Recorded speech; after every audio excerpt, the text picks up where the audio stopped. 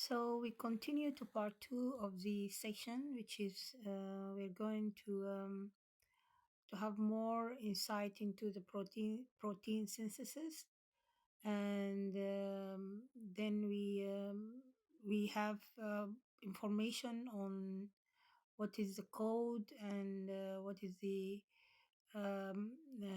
process of translation from messenger RNA to a protein, and and then we compare the process of protein synthesis between eukaryotic and prokaryotic cells. So the learning outcomes of this section, part two of the session, define gene translation and connection with the genetic code. You should be able also to explain the structure and role of messenger RNA, tRNA, and ribosomes. You should be also to differentiate between prokaryotic and eukaryotic ribosomes. Describe the steps of eukaryotic and prokaryotic protein synthesis. Discuss the regulation of the translation process. Before we go into the content of the session, part two session of the session, then we have common terminologies. What's a codon? So a codon is a sequence of of three messenger RNA nucleotides that corresponds with a specific amino acid or stop codon or signal during protein synthesis. So it is three nucleotides which are carried in the sequence of the messenger RNA. Each three they corresponds to a specific amino acid, and this is why it is called a codon. Code that codes, that means this nucleotides codes for a specific amino acid. Upper reading frame is the protein coding region of each messenger RNA, composed of successive non-overlapping string of codons. So each ORF, upper reading frame, specifies a single protein, and it starts and ends at specific codons within the messenger RNA. I'm sure you already had in the genomics the structure of the gene, and you came across what is a open reading from open reading frame. So it's a part of the gene that codes to a specific protein. That means it carries a sequence of nucleotides that corresponds, once translated, corresponds to a specific protein. And this part that is can be translated to a specific protein. We call it as open reading frame. Cistrons are segments or genetic material, RNA or DNA, that code for a functional protein. So this is usually uh, it's the segment, because the gene itself in some chromosomes, for example, it contains a gene that has that has one promoter but has a number of segments that corresponds. Each segment corresponds to a specific protein. So a cistron is that segment that is once translated gives a functional protein. So there are two types of cistrons, monocistronic and polycistronic. Monocistronic, that means this segment is one structural gene is transcribed and translated to a specific one protein, one polypeptide chain. But if it is polycistronic, that means the same one structural gene can be transcribed and translated into a number of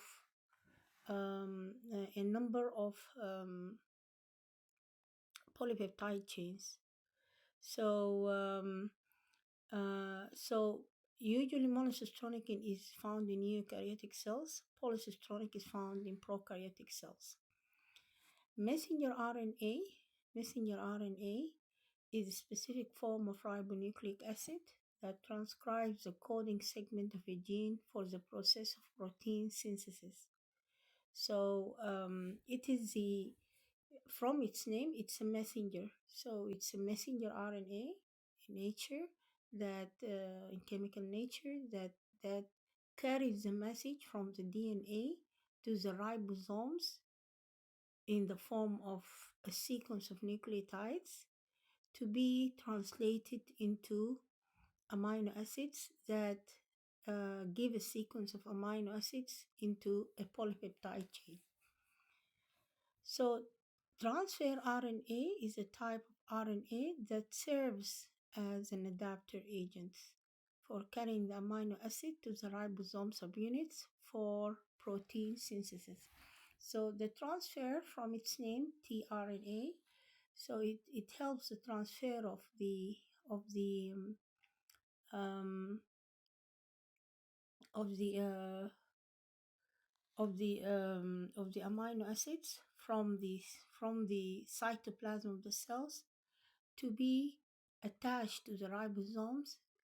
Once the messenger RNA reaches the ribosomes, then this transfers these amino acids to the ribosome so that it they are uh, they are they help in the translation into a polypeptide chain according to the message that is carried or the codons that are carried by the messenger RNA. Ribosomal RNA, ribosomal RNA, it's from its name ribosomal, it's part of the structure of the ribosomes. So it's an integral component of the ribosome structure and facilitates the chemical processes required for protein synthesis. So first of all, we need to know a bit more information about the genetic code. So as you know, in the mid of the 19th years, in 1953 specific, that the scientists Watson and Crick, and they are very well known, of course, in the discovery of the structure of the DNA. So when they discovered the DNA, they identified the base sequences that the DNA contains 4 types of nucleotides, which is A, C, G, and T: adenine, cytosine, guanine, and tyrosine, as the carrier of genetic information. So the arrangement or the sequence of these nucleotides, it differs from gene to the other, and this difference creates the difference in the type of proteins that are synthesized from these genes, and the information also carried in this gene is related to the sequence of these nucleotides. So the genetic code itself, as we explained in the terminology, is a triplet code. That means it consists of 3 nucleotides, in which 3 nucleotides code for each. So one codon codes for a specific amino acid. That means if we have 4 nucleotides and then the codon is triplet, that means each nucleotide, it has the opportunity to fit in the sequence in 3 different places, either in the beginning of the codon or in the middle of the codon or in the end of the codon or at the end of the codon. That means how many codons we have, so multiply 4, which is equivalent to the number of nucleotides in three times. So it's 4 times 4 times 4, so we have 64 possible codons in different combinations.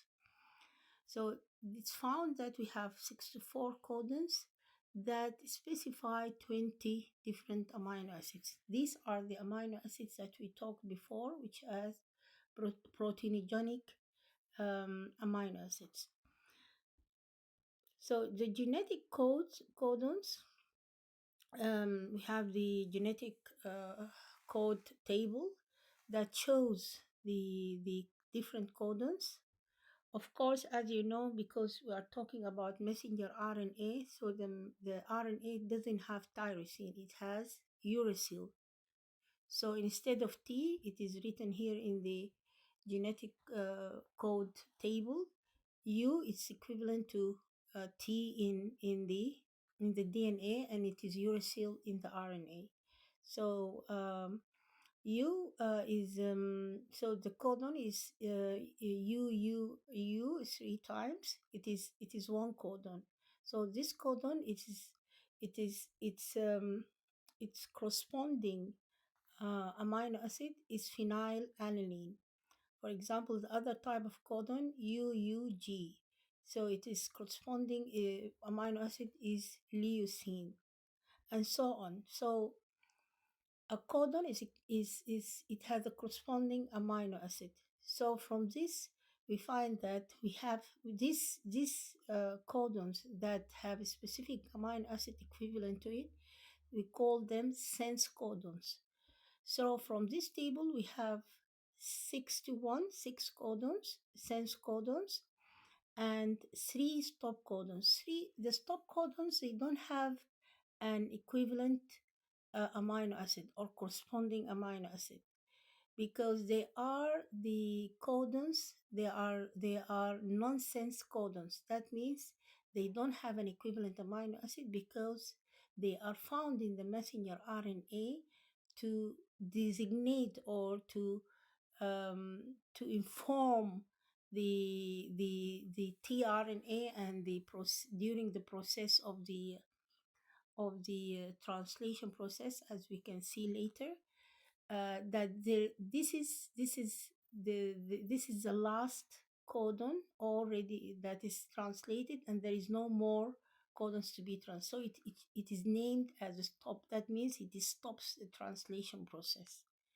So these stop codons are 3 of their type. So it is UAA, it's in red, UAA, or UAG, or UGA. So these 3 types, whenever found in the message of the messenger RNA, they designate or they show that this is the end of the translation process. In the same type of the codons, since we have a stop codon, we have a start codon. So we usually have one start codon, which is AUG. It's found in all types of genes, and it's a universal codon, which is equivalent to methionine. So usually the translation of the proteins starts with the first amino acid, methionine. Unless there is another change in the start codon in some of the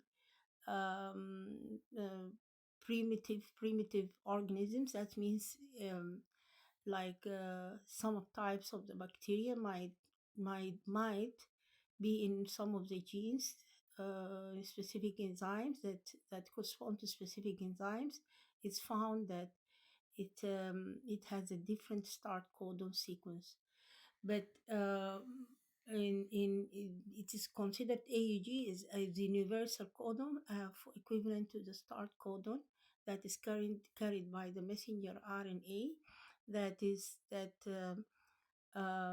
corresponds to the start of the translation process with the amino acid methionine, because AUG it corresponds to the amino acid methionine. So the characteristics of the genetic code. So the genetic code is triplet. This is the first character. The code is non-overlapping. That means there is no overlapping between the sequence when the messenger RNA is approaching the ribosome to be translated. Then the sequence, it is sequential. There is no separation or overlapping of the nucleotides. There is no comma. That means it's the first three are followed um, by the next three, and so on. The code is non-ambiguous. That means that there is a particular codon will always code the same amino acid. So one amino acid might have different codons, but one codon is always equivalent to one amino acid. That means an amino acid could have around two or three codons, different codons. But at the end, one codon is specific to one amino acid. The code has polarity. That means because it is from 5' to 3', as you know from the genomics direction. So that means it has polarity. The code is degenerate. That means it is it's specific to the same amino acid. So there are more codons.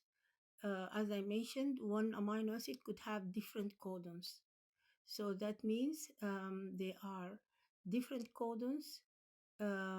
They code to the same amino acid, but they at the end the codon is coding to one amino acid.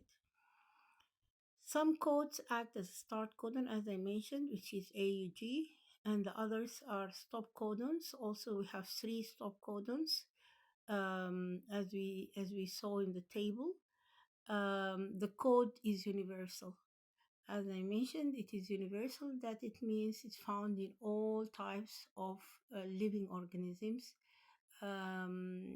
So in some very recent studies, they found that some of the genes might have different start codon, but this is not in principle, but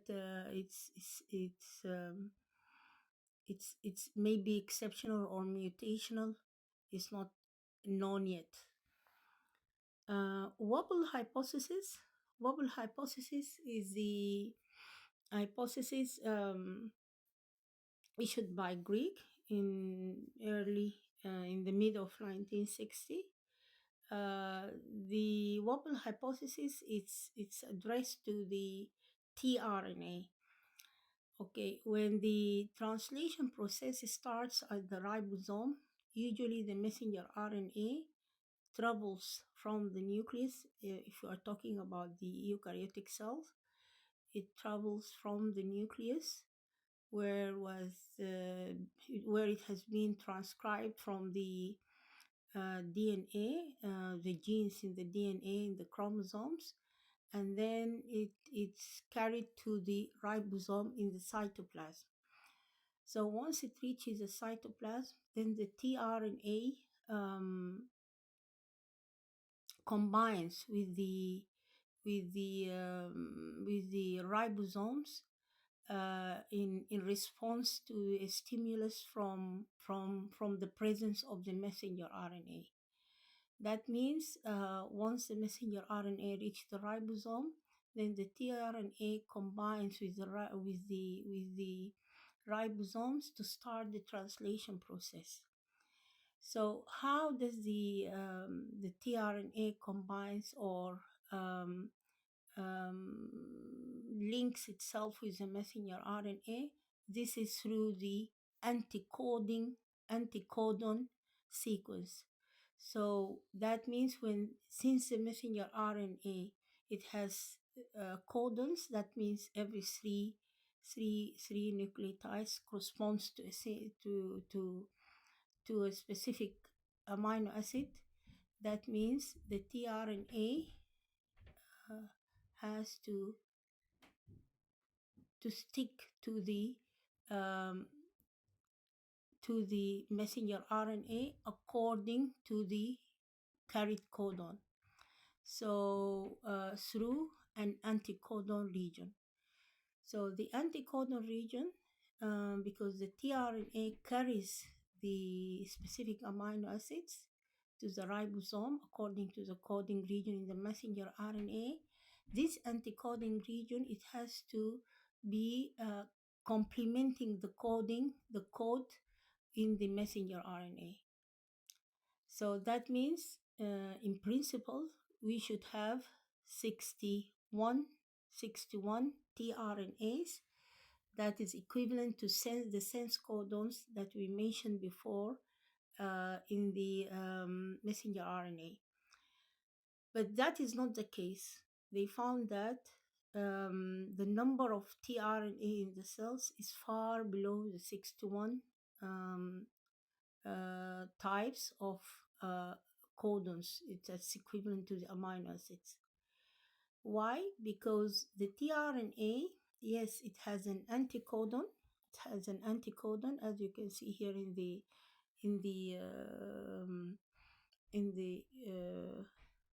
image. It has an anticodon, but yet the anticodon it has specific nucleotides that is complementing the codon in the messenger RNA, which are the first two nucleotides, while the third nucleotide is they found it is a certain type of a nucleotide called inosine. So inosine, it has the ability to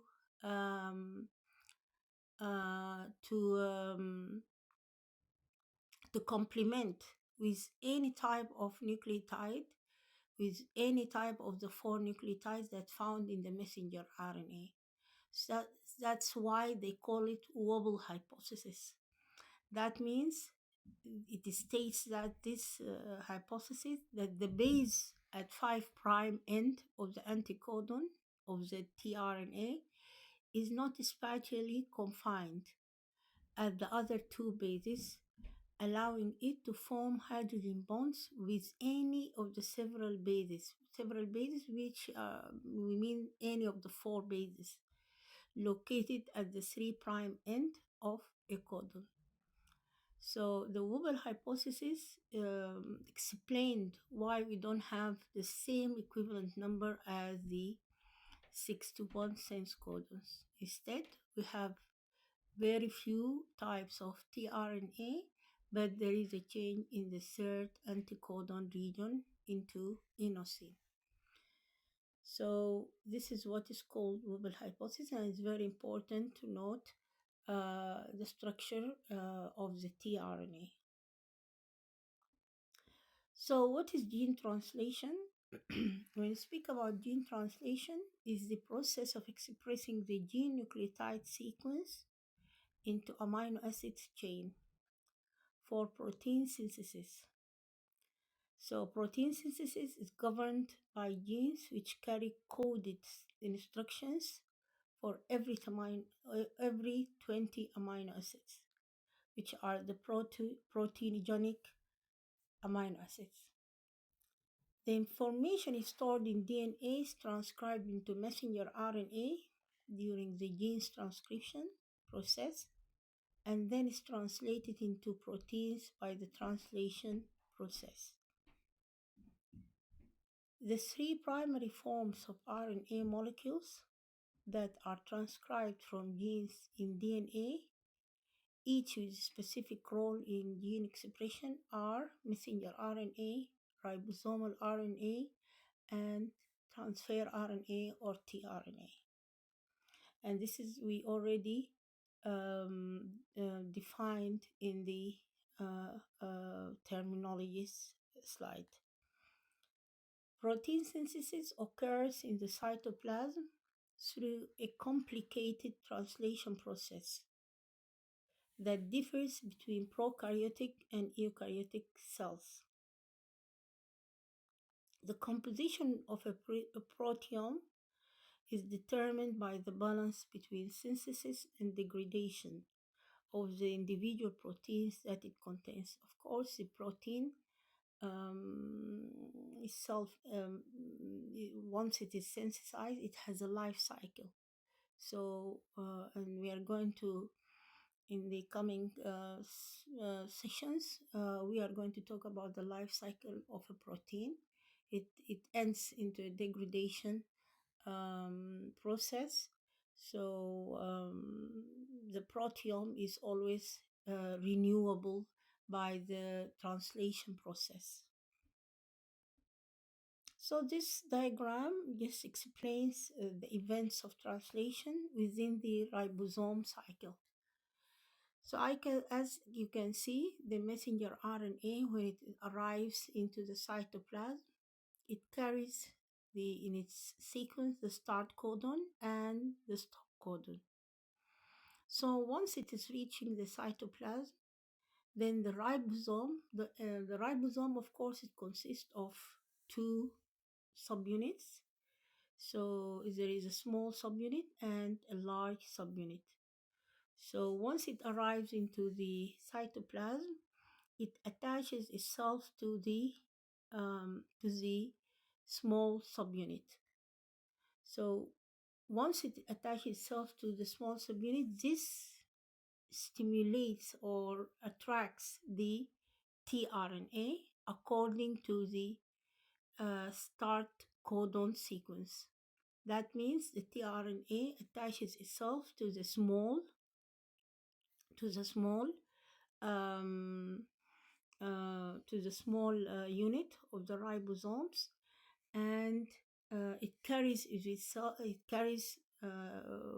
at its 3' end the methionine, the equivalent amino acid, which is the methionine, corresponds to the codon, to the start codon sequence. So once this is all attached to the small unit, then this attracts the large ribosomal subunit, and then it combines together. It combine together, and then there is a series of um, enzymes takes actions here to take this in this part, and we're going to explain it once we speak about translation in eukaryotic cells and prokaryotic cells, because this differs from with a different type of cells. So in this, after the large ribosomal subunit combines with a small subunit, then the process of translation continues. As you can see here, the process of translation continues as the messenger RNA is moving between the two subunits. This attracts more tRNA according to the carried codons.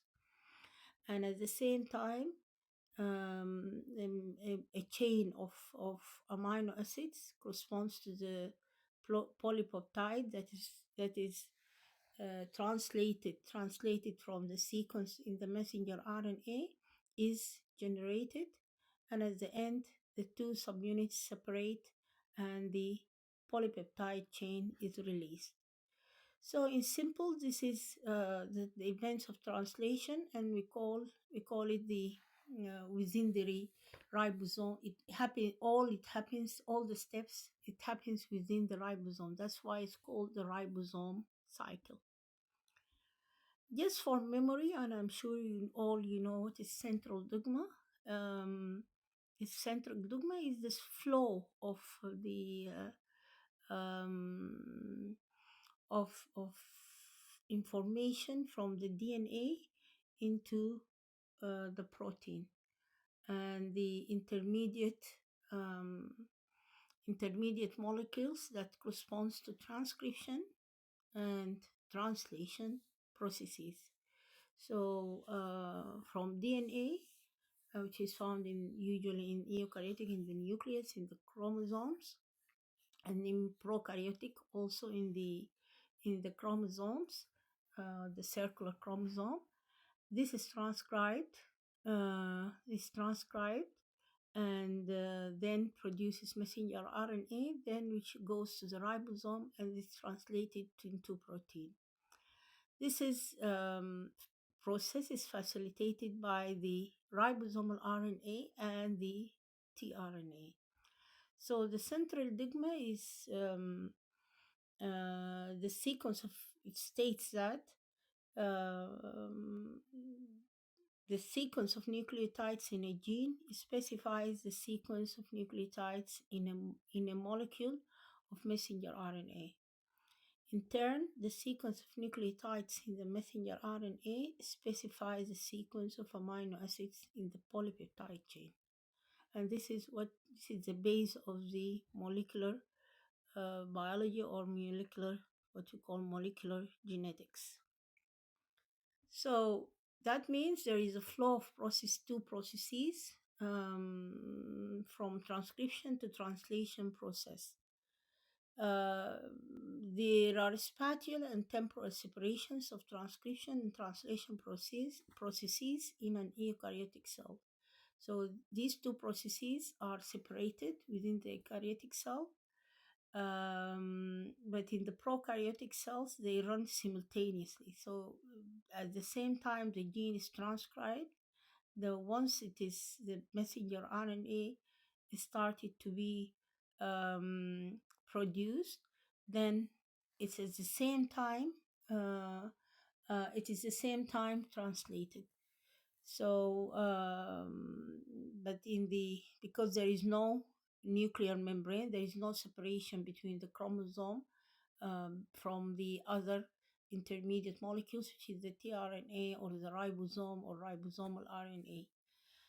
So this is one of the difference between prokaryotic and eukaryotic. Let's speak more about the structure of the. I will just speak very brief about the structure of the messenger RNA, which is very important in the process of translation. The messenger RNA structure, as we mentioned before in the terminology part, it differs its structure from the prokaryotic cells to the eukaryotic cells. So in general, the messenger RNA sequence consists of two types: coding sequences and non-coding sequences. When we say coding sequences, that means these are the sequences that start with the start codon and end with the stop codon. That means corresponds to the ORF, or the open reading frame.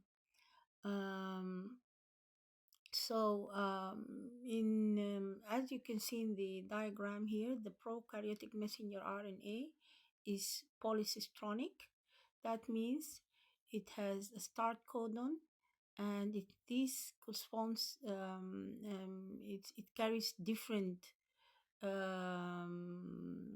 open reading frames, a number of open reading frames. Each open reading frame corresponds to or translated into a polypeptide chain. That means a messenger RNA, it is polycistronic because it has a number of open reading frames. Each has its own starting codon and stop codon, but at the end, one messenger RNA is translated into a number of polypeptide chains corresponding to the number of ORFs carried by the messenger RNA. On the other side, the eukaryotic messenger RNA is monocistronic, and that means it has one start codon and one stop codon, and it's usually translated into one polypeptide chain. There are structural differences in the 5' and 3' ends of the messenger RNA between the eukaryotic and the prokaryotic cells. But is this also, I believe this is already explained in the genomics part. These differences are related to the different type of uh, caps that are found in the 5' end, and the sequences found in the 3' ends, which are the result of post transcription modification that happens to the messenger RNA once it is transcribed from the DNA. In the prokaryotic messenger RNA, as you can see here, is polycistronic, but yet in the 5 prime end, it has a specific sequence that is called ribosome binding site. And from its name, it helps the messenger RNA to bind to the ribosomes through complementing sequence. And this sequence or the ribosomal binding site, it's related, it's named after the scientist that discovered this sequence, who is Shine Glangor sequence. So this sequence or the ribosome binding site, it's found around 3 to 9 base pair on the 5 prime side of the start codon. That's mean upstream to the start codon sequence, and help the messenger RNA to bind to the ribosomal RNA in the small ribosomes, because this small ribosomes, it has a complementing sequence to the sequence of this ribosomal binding site found in the messenger RNA. So they bind through this complementing sequence, and this initiate the translation process, as we explained in the ribosome cycle in the previous slide. So if there is any change in the sequence of the ribosome binding site in the messenger RNA, for any reason, mutation or change in the sequence of the nucleotides, then this will minimize the complementarity between the messenger RNA and the ribosomal binding and the ribosome sequence, complementing sequence in the small um, ribosome ribosomal unit, and this will affect the translation process or the stability of the translation process. On the other hand, the eukaryotic messenger RNA, it is it is, as we mentioned, it is monocistronic, and but there is most important characteristic of this is the presence of the 5 prime cap. And as I mentioned, it has post transcription modifications, which is the 5 cap, 5 prime cap, and the 3 prime polyadenylated sequence. That means number of adenines are added, subunit nucleotides are added at the 3 prime post to the transcription of the messenger RNA. So the 5 prime cap is very important, which is we call it methylated guanine nucleotide, and this cap is very important in the binding to the ribosomes, and this helps the ribosomes to to scan the messenger RNA, searching for the start codon, and this is the process we call it scanning. So the presence of the cap helps the ribosomal RNA to scan the sequence to start the translation process, and at the same time, it helps binding or attracting the ribosome to the messenger RNA. There are other features which increase the success of the translation process, which is the presence of specific sequence, the Cossack sequence, and this is fixed, or we say presence of certain nucleotides upstream and downstream the start codon. But they are not found in all types of messenger RNA. So, but their presence increase the efficiency of the translation process, because this Cossack sequence, which is a sequence of nucleotides, um, or presence of certain nucleotides upstream, like adenine upstream to the start codon, and guanine um, to the downstream of the to the 3' end of the start codon. So if these are present, then these bases, they are able to interact with the initiator tRNA, which help to attract the tRNA that carries the anticodon to the start codon, and the facilitates the translation of the start codon into methionine. The second feature that contributes to the efficiency of the translation is the presence of the poly A tail or polyadenylated tail in the 3' end of the messenger RNA. And this is very important. It enhances the level of translation of the messenger RNA by enhancing the recruitment of key translation initiation factors. There are other initiation factors in the translation process. That's why it helps the recruitment of these initiation factors to start the process of the translation. But most importantly, these two features, which is the 5' gap, and the 3' poly A tail, they protect the messenger RNA in the eukaryotic cells from degradation by the enzyme by the endonucleases enzymes found in the cytoplasm in the eukaryotic cells. So this is the structure of the messenger RNAs and their differences between the prokaryotic and the eukaryotic cells. Now we're going to see the structure of the tRNA, and the tRNA is very important in the transfer of the amino acids, since it carries the anticodon sequence that is complementing with the coding sequence in the messenger RNA. The tRNA, its structure is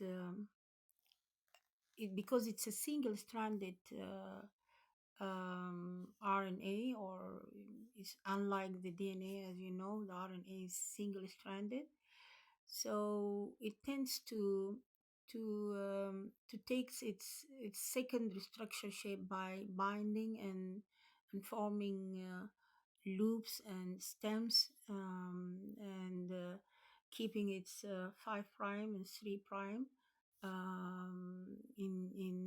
in very close proximity to each other. So for the tRNA, its secondary structure is called the clover leaf shape or structure, and it has consists of um, five five five main parts, and the first part is called the acceptor stem, and then it has 3 stem loops, and then a fourth loop, which is called the variable loop. So that in as the brief information, the most important of all this is the acceptor stem, because this is found as the 3' end of the tRNA, and it is the stem that carries the a specific amino acid that is attached to the tRNA, corresponding to the anticodon sequence that is complementing with the sequence on the messenger RNA. The 3 loops, the first loop, one of these loop after the which is following the acceptor stem, is called the T loop, and it's named as a T loop because it carries an unusual base, which is equivalent to thiamine, which is uracil in the loop, and at the 5' end of the tRNA sequence. The other loop is the D loop, and it takes its name because it has a characteristic presence of dihydrouridines in this loop. The anticodon loop, and this is the second important part of this tRNA, because this is carries nucleotides that corresponds to the that complement with the sequence in the coding region of the messenger RNA. So this is very important as an anticodon sequence to the coding sequence in the to the codes in the carried by the messenger RNA. The last loop is the variable loop, and this is found between the anticodon loop and the T loop, and it varies in size between 3 to 21 bases. So this is the second structure of the tRNA that is the same within prokaryotic and eukaryotic cells, as it is studied in the two cells. The coming slide shows how the messenger RNA and the tRNA complement with each other during the process of translation. As you can see here, the messenger RNA, it carries a coding sequence. Each three corresponds to a code. This code has an anticodon region within the transfer RNA, which carries the specific amino acid that is corresponding or equivalent to the coding region in the messenger RNA.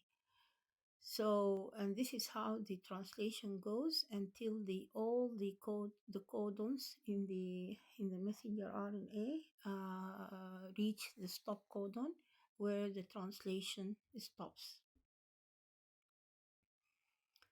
Ribosomes is another important component of the translation process, and the ribosomes are found in both eukaryotic and prokaryotic cells, with a difference in the number.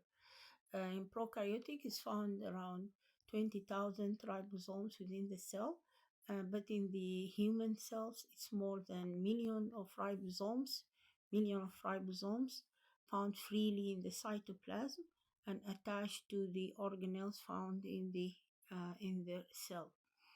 The ribosomes, they have two major roles, and the first one, they coordinate the protein synthesis by placing the messenger RNA and tRNA in according to their complementing sequence. And the other thing is that the ribosome also takes part in the process of in the condensation process that is taking place in the production of the peptide bonds. Once the amino acid is placed, linking the different amino acids, each amino acid which is with its with the second amino acid, and so on until the polypeptide chain is released. So it's helping with the condensation process uh, in the reaction of the production of the peptide bond. There is a difference in the composition of the ribosomes between the eukaryotic and prokaryotic cells. From this diagram, you don't need to note all these numbers, but the most important, you need to note that there is a difference between the weight or the density of the ribosomes of the eukaryotic cells and the prokaryotic cells. And because the ribosomes are small in size, so usually are the unit of measurement is Savage Birch, which corresponds to the um, S, the letter S, abbreviated as the letter S, and this is um, there is a difference between the ribosomes in the two types of cells. So in eukaryotic, it's 80S, and this corresponds to the density of these ribosomes and consists of two subunits. The two subunits, each one it has its own density, which is the large unit is 60S and the small unit is 40S. With each one of them, it consists of different ribosomal RNAs with different lengths and sequence. The other type of ribosomes in the prokaryotic cells, it's in this case it is 70S, and it has a large unit is 50S and the small unit is 30S. So these are the things you need to know, that the for eukaryotic is 80S and for the prokaryotic is 70S. The small unit, the large unit for eukaryotic is 60S, and for the small unit is 40S, and for the prokaryotic is 50S for the large unit and 30S for the small unit.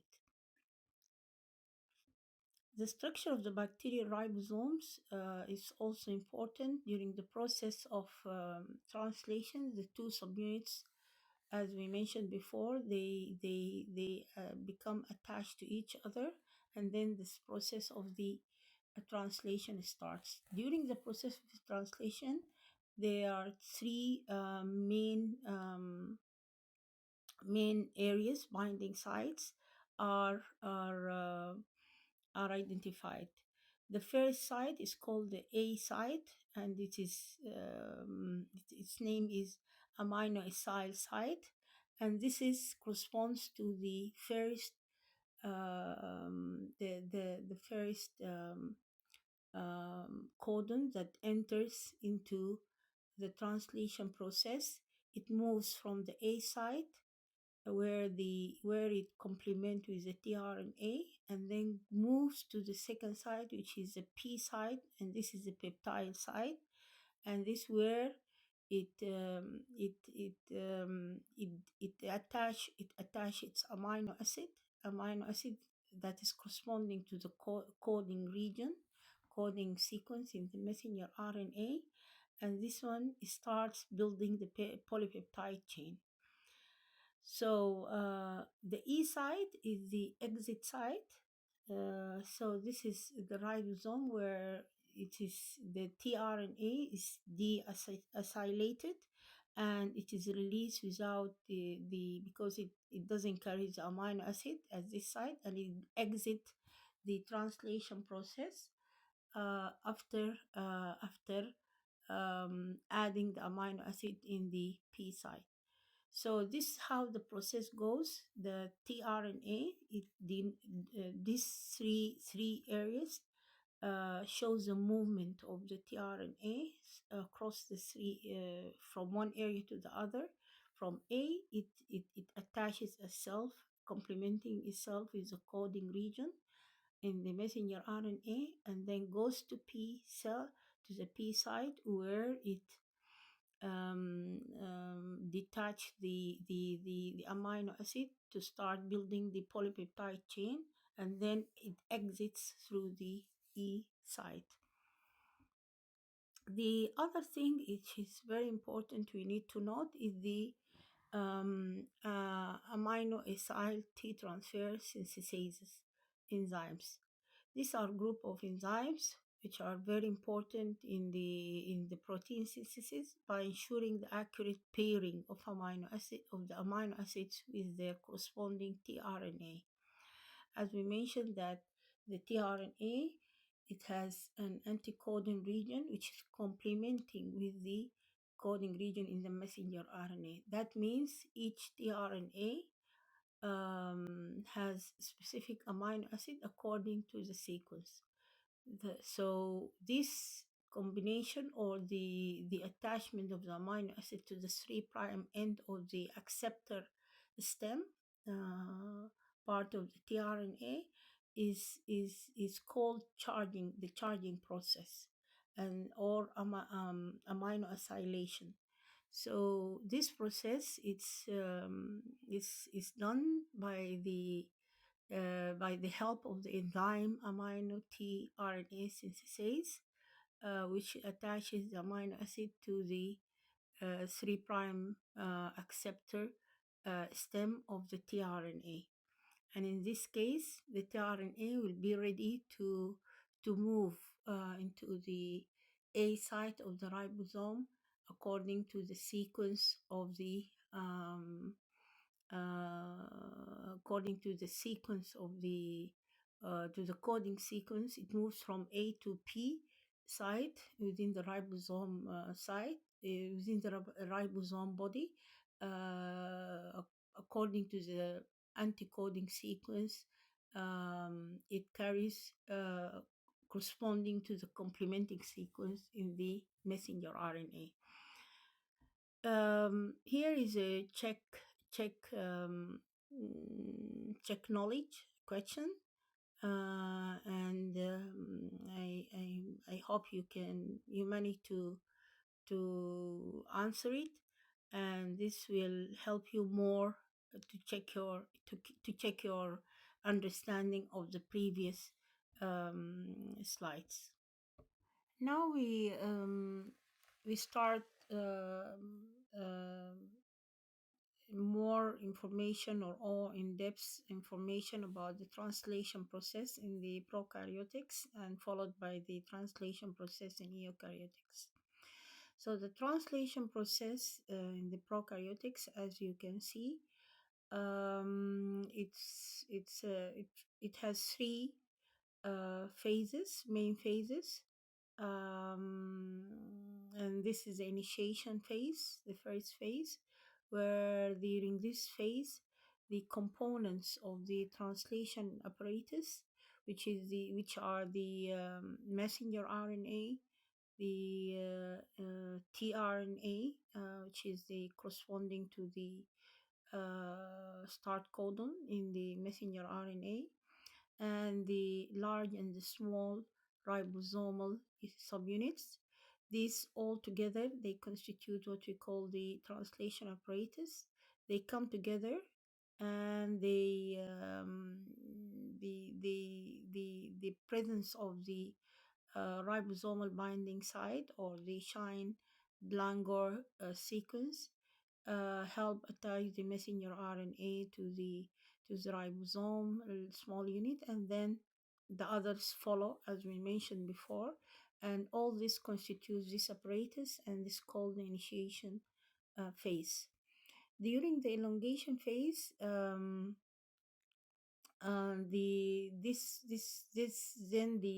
process of the the process of the elongation of the polypeptide chain by adding um, um, sequence of amino acids, more units of amino acids according to the sequence of codons carried by the messenger RNA. This will continue until it reaches the stop codon. And then at the stop codon, then starts the phase of the termination of the translation process. And during this phase, a stop codon in the messenger RNA is recognized by the protein. We call it the protein release factor.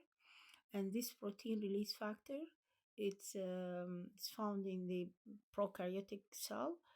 Then it releases the components of the translation process, and it releases the mature peptide chain, complete peptide chain. And then once it is released, then the different components separate from each other.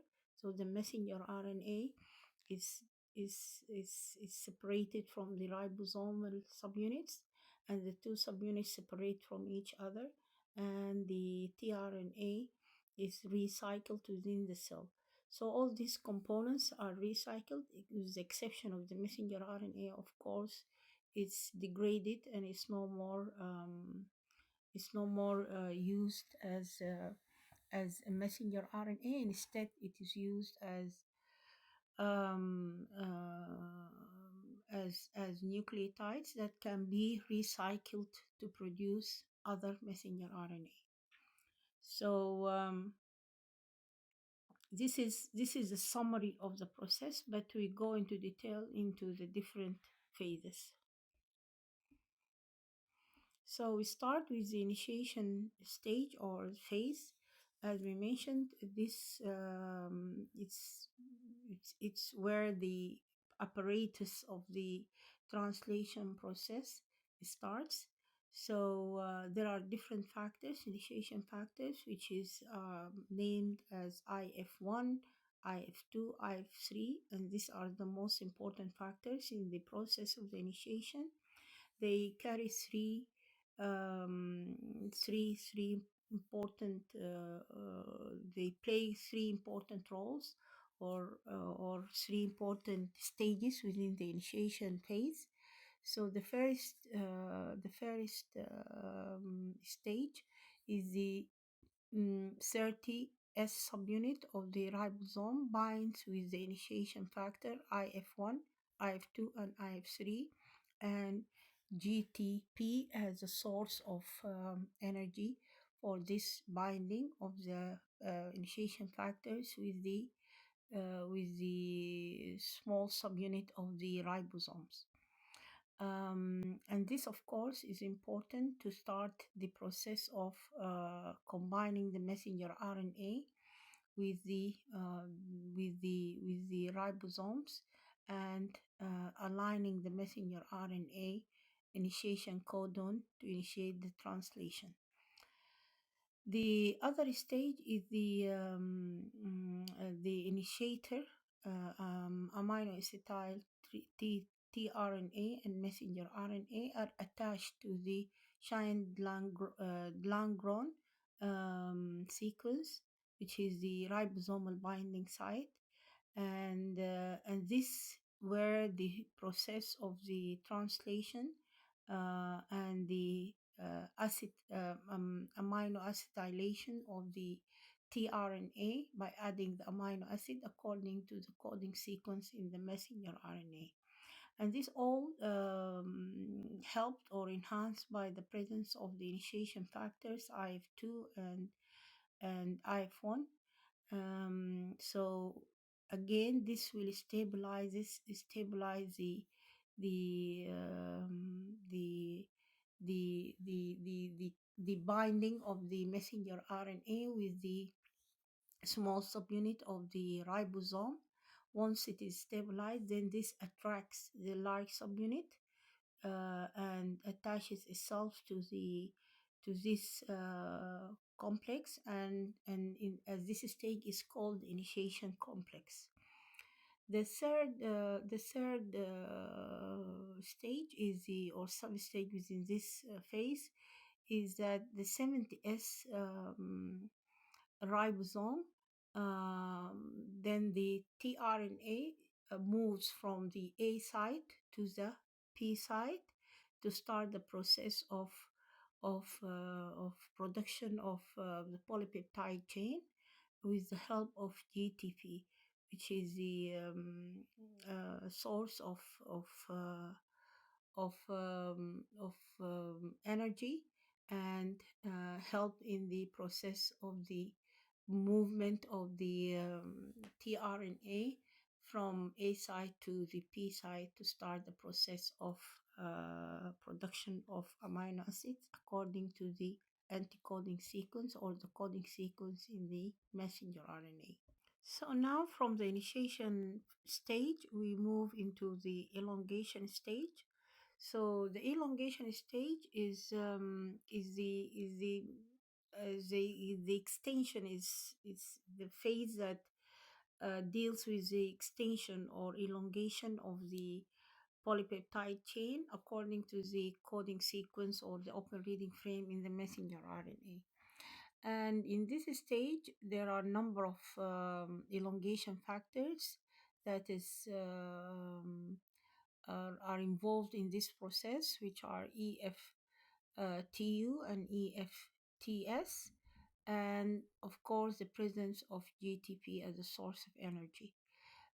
So the initiation complex in this case, together with the amino acyl tRNA, and these elongation factors, they complete the elongation phase into three sub stages.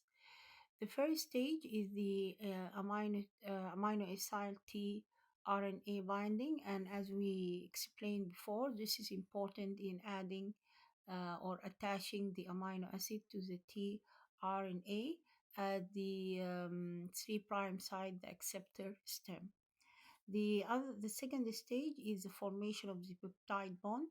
As the tRNA moves from the A side to the P side, then the amino acid is released and it has to combine with the following amino acid through the peptide bond. And this is again helped with the with this elongation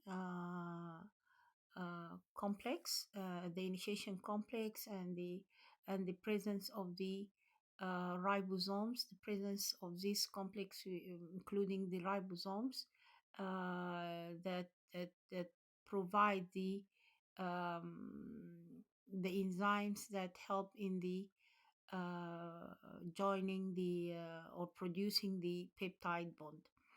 Translocation is the third sub stage, and this is the movement of the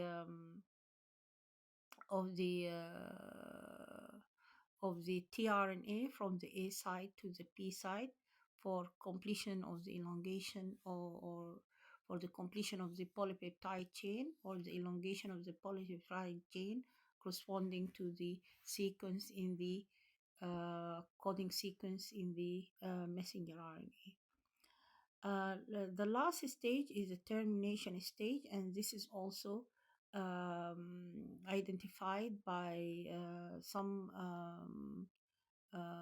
releasing factors, which are RF1 and RF2, and this recognize the stop codons in the messenger RNA, and is the presence of the peptidyl transferase enzyme. They hydrolyze the uh, peptidyl tRNA, and it is in at the P side, and it is released from the ribosome through the exit site, which is the E site.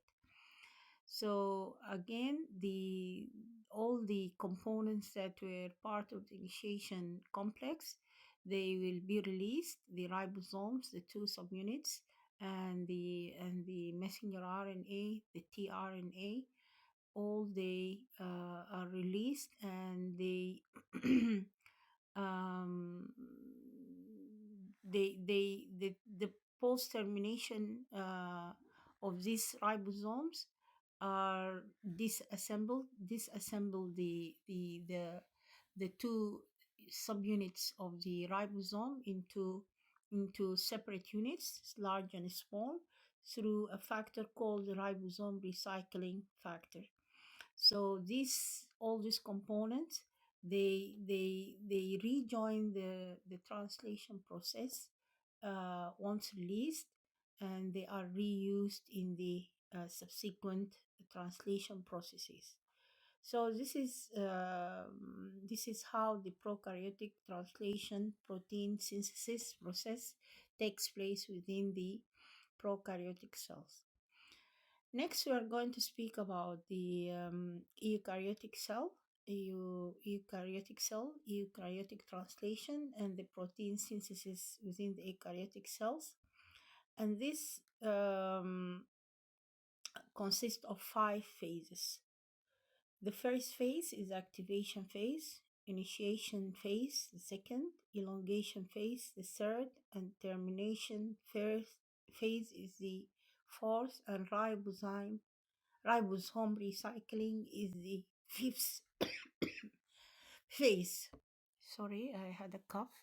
So going back to the 5 phases, so the activation phase, in very brief definition, is this during this phase the amino acyl tRNA synthesase enzymes.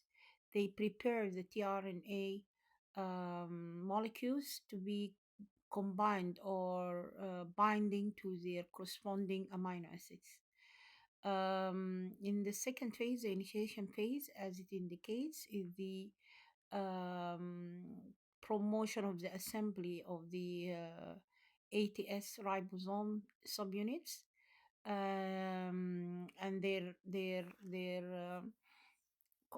binding to the start codon with in the messenger RNA with the help of the initiation factors at and bind to the and the tRNA also bind to the P site of the messenger R or the tRNA binds to the P site within the ribosomes to start the initiation complex for to move and start the second phase, the next phase, which is the elongation phase.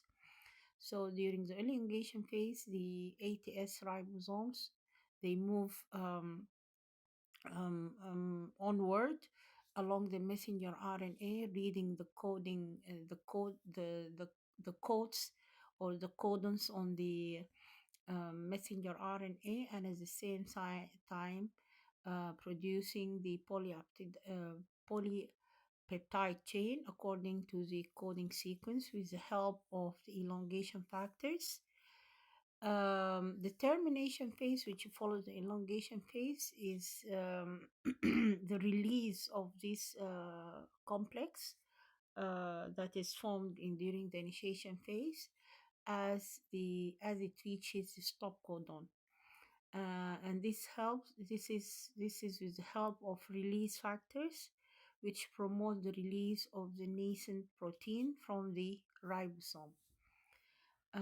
Finally, the last phase is the ribosome recycling, and here during this phase the ribosomes complex they separate and then into 40S and 60S subunits to begin and to be recycled and to begin a new round of translation.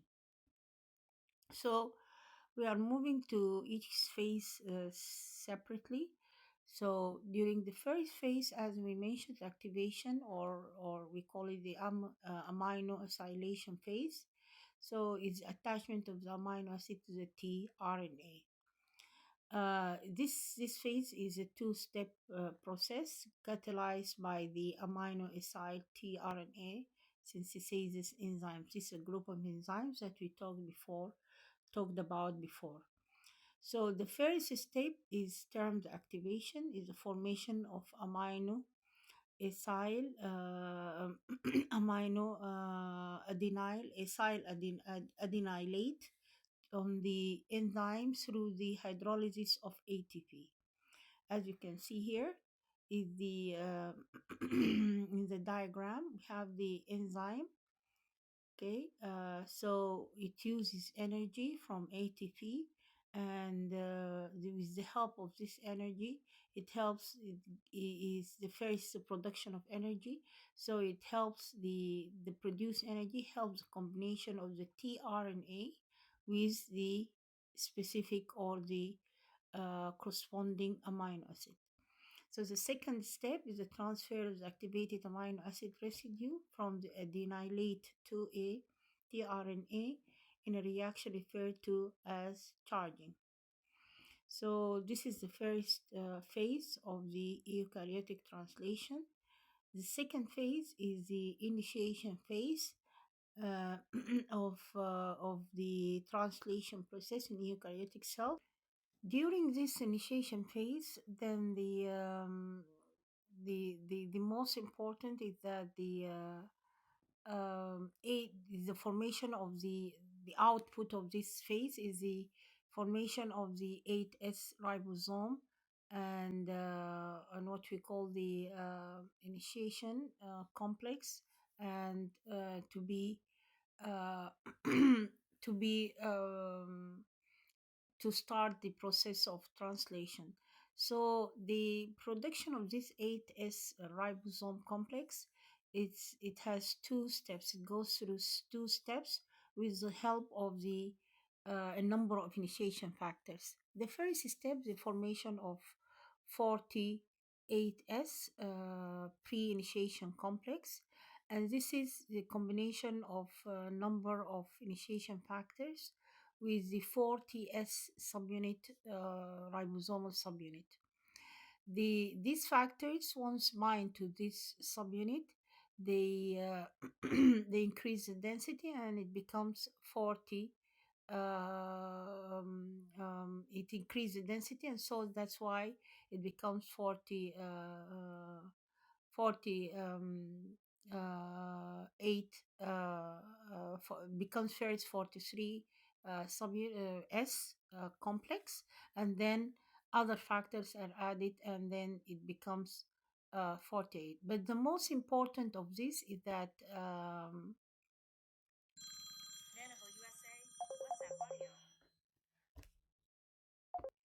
sorry for the pause. I had a phone. So we continue.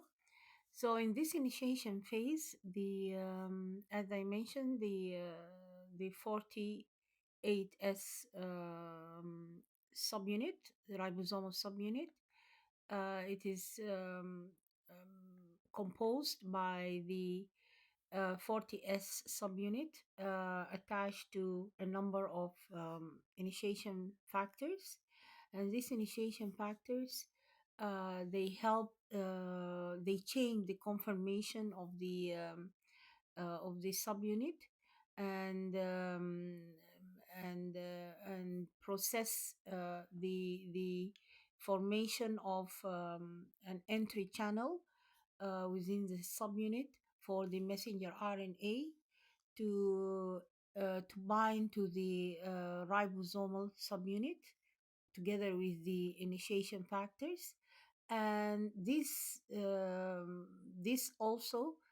complex also help to unwind the 5 cap found at the 5 prime end of the messenger RNA, and also this will be followed by the attachment of the messenger RNA at the at the A site, and the screening of the and then the subunit starts to screen for the start codon on the messenger RNA, which will be located on the A site to start the process of the translation. And the presence of this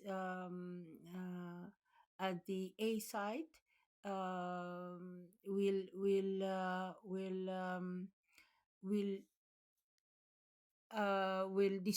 will help the dissociation of some of the initiation factors through the GTP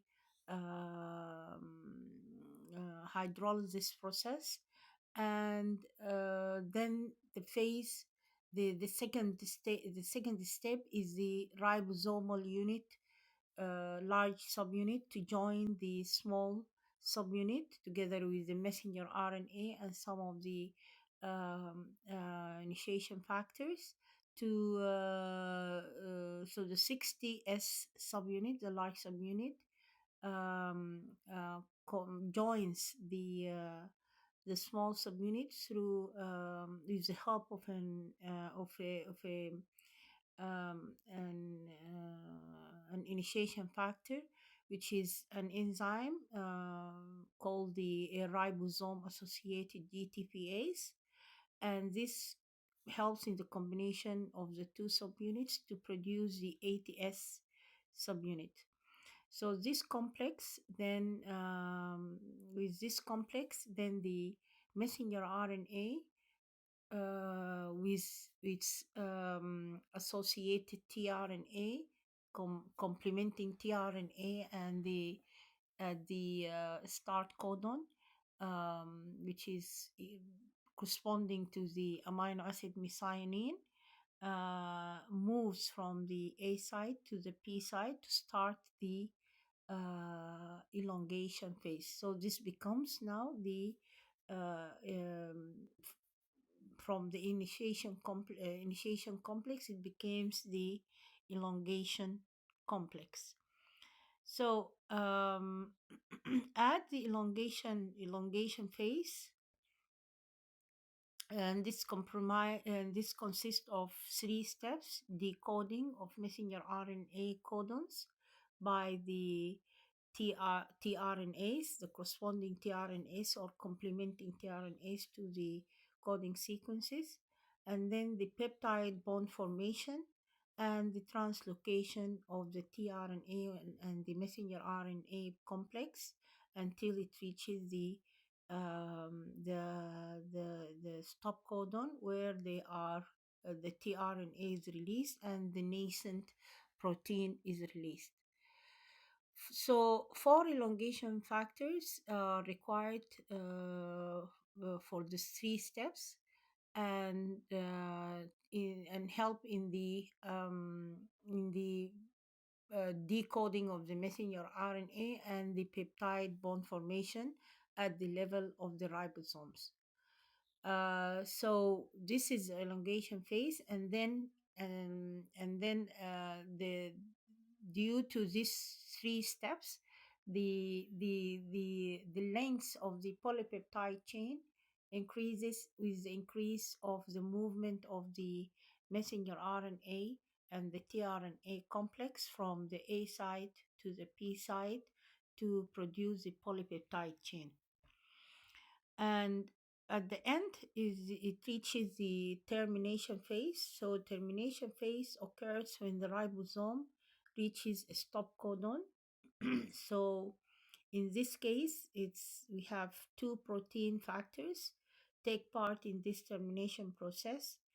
um, uh, the one of them recognizes all three types of stop codons, and the second one, together with the enzyme GTPase, facilitates the termination by hydrolyzing the GTP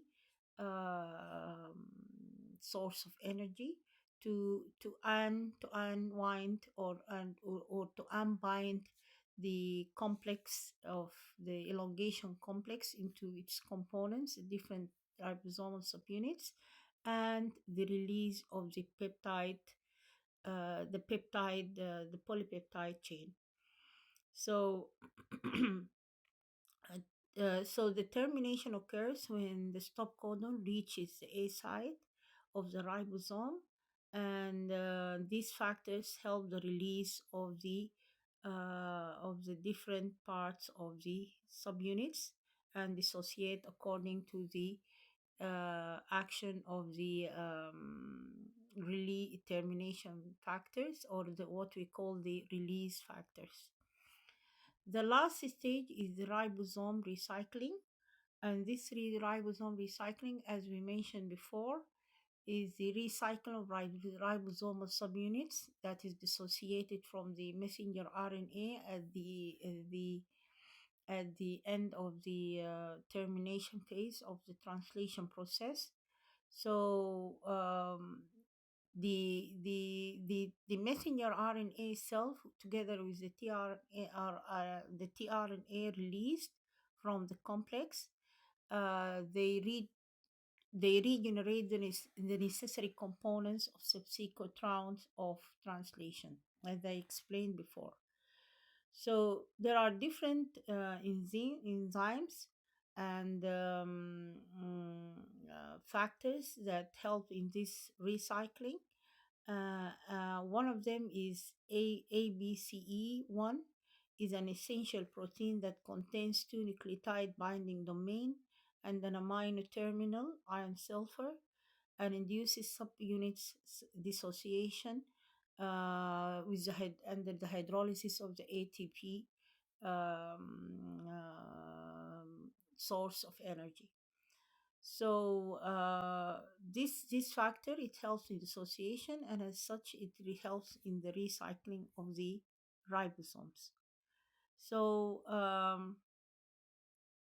so following the termination, in some cases full dissociation of the ribosomal complex will occur, whereas in other cases, partial dissociation of the complex will allow for reinitiation. So before it dissociate, it can enter again into, before it dissociate, it can enter into another cycle of protein synthesis and join the reinitiation complex. So this is the last. The ribosome recycling is the last phase of the eukaryotic translation process, and the most important information we need to know about the translation GTPase, which has been taking part throughout the eukaryotic translation process. What are they? They are a group of GTP binding proteins that facilitate and control protein synthesis on the ribosome. They are molecular switches that alternate between two distinct conformations. So they help in the changing the conformation of the subunits, so that they have, so like having producing the entry channel for the entry canal for the messenger RNA. They regulate the speed and the fidelity of translation in prokaryotic and eukaryotic cells. They are factors of initiation, elongation, termination, and recycling. So all these factors are called translation and GTPase. As a general information about protein synthesis in plants, as example also of eukaryotic cells, but they could have um, different locations within the cell where translation takes place.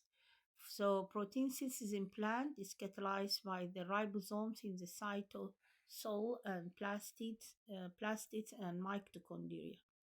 So translation in plant cells is regulated under conditions of stress during development.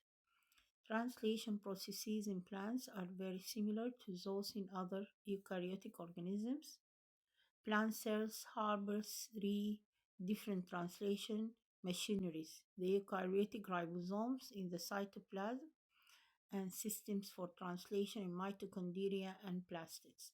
So the location of the translation in the plants might differ from other eukaryotic cells due to the nature of the plant cell. So messenger RNA cis elements and protein trans factors regulate translation. Uh, Comparing between the different um, between the two cell types, which is the prokaryotic translation, eukaryotic translation. Considering the ribosomes, we have in the prokaryotic is 70 Civetberg, and in the eukaryotic is 780 Civetberg. They have in the prokaryotic the small subunit is 30S, and the large subunit is 50S. The small subunit is 40S in the eukaryotic, and the large subunit is 60S. The messenger RNA in prokaryotic is polycistronic with no 5' cap. In the eukaryotic is monocistronic with 5' cap. Initiation of tRNA, which is the carrier of the amino acid, in the prokaryotic is called F meta tRNA or F methyl formyl methionine tRNA. In eukaryotic is methionine tRNA. So the Shine-Blangor is present in the prokaryotic but is absent in eukaryotic cells. Kozak sequence is absent in the prokaryotic but present in the eukaryotic cells. Simultaneous transcription and translation, it is in the prokaryotic, and In the eukaryotic, it is no. I'm sorry, here we have to correct it. It's no. So simultaneous in the prokaryotic, but it's not simultaneous in eukaryotic because the messenger RNA, it has to travel from the from the nucleus to the cytoplasm to be translated. So there is a difference between the initiation and elongation and release factors between the prokaryotic and the eukaryotic in the names, in the identified numbers, but yet they have role in each phase, facilitating and the facilitating the phase of the translation process. So this is the end of our session. We have an assignment for this week, and I already put in a question for the assignment. You have to compare and contrast the mechanisms of translation, initiation. I'm just talking here about initiation in prokaryotes and eukaryotes. In your answer, discuss ribosomal recruitment, initiation tRNA selection, regulatory checkpoints, and the role of GTP hydrolysis. Keep for guidelines for the submission of this assignment, keep your answer to one A4 page, single space, and the font. You can use any font you like. This is 12. The size of the font, it should be 12. Send to my email. The deadline is Tuesday, 10th of March at night, 23:59. Use of AI is not allowed, and if detected, the student will fail the assignment. You can use external references and cite them in the text. Thank you, and I hope to see you next week. Thank you, and goodbye.